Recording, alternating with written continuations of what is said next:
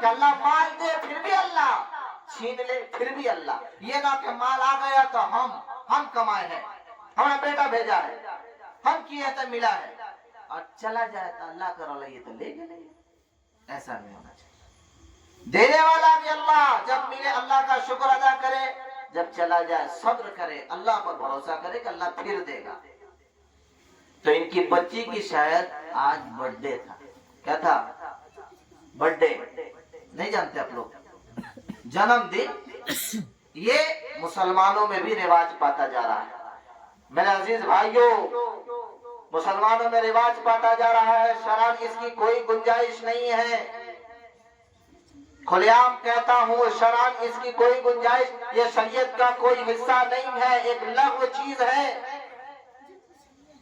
اگر اس کے اندر کسی طریقے کی کوئی فحاشی ہوتی ہے، کوئی بے حیائی ہوتی ہے، کسی قسم کا شریعت کا النگھن ہوتا ہے، تو پھر یہ چیز حرام ہے، حرام ہے، حرام ہے.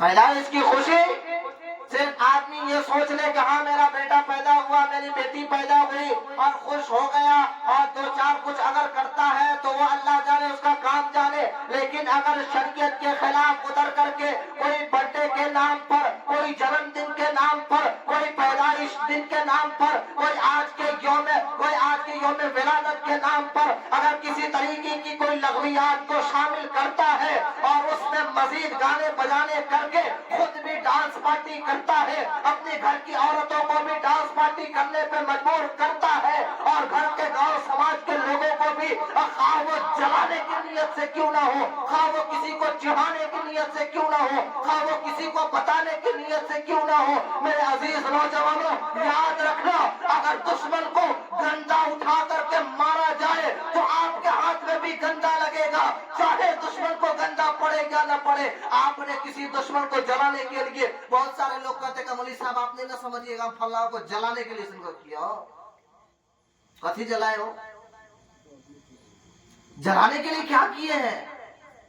کسی سے دشمنی ہوگی اور گندا پڑا ہوگا. اب کوئی آدمی گندا کو اٹھا کر سوچن چلا کے مارتے، اس کا منہ گندا ہو جائے، اس کے منہ پہ تو بعد میں پڑے گا، پہلے آپ کے ہاتھ میں لگے گا. لگے گا کہ نہیں لگے گا؟ بتائے نا. لگتا ہے نا، پہلے آپ کے ہاتھ میں لگے گا. دشمن آپ کا جلے گا کہ نہیں جلے گا؟ اس کو فرق پڑے گا کہ نہیں پڑے گا؟ سنے گا کہ نہیں سنے گا؟ آپ تو گناہ کے مرتکب ہو گئے. آپ کے گھر کے اندر جو رحمت، جو بیٹی رحمت بن کر کے آئی تھی، اس رحمت کے لیے آپ تو وہ زحمت بننے لگی. اس لیے میرے عزیز بھائیوں، اس رواج کو ختم کریں، اچھی پہلو کو اختیار کریں. جناب عبدالقیوم صاحب، ان کے گھر والوں نے بہت، ان کو میں مبارکباد دیتا ہوں، اور دل خوش ہے کہ انہوں نے ایک اچھا فیصلہ لیا، اور انہوں نے سوچا کہ آج ہمارے گھر میں گانے بجانے، واقعات، تباہیات، لاغویات ہونے سے اچھا ہے کہ اللہ اور اس کے پیارے رسول صلی اللہ علیہ وسلم کی کچھ باتیں ہو جائیں، علماء کا دیدار ہو جائے، اور اچھی باتیں ہو جائے. اور اس کا فائدہ ہم کو ملا کہ آپ لوگ یہاں پہ بیٹھے ہیں، جتنی دیر سے بیٹھے ہیں میں گنتی کر کے نہیں بتاؤں گا کہ کتنا ثواب آپ کو ملا. ثواب دینے والا اللہ ہے کہ نہیں ہے؟ اتنا یقین ہے نا کہ ہم یہاں بیٹھے ہم کو ثواب مل رہا ہے. میرے عزیز بھائیوں، ایک اچھی چیز ہے، اس کو ہم کر سکتے ہیں، یہ کرے، خوب کرے.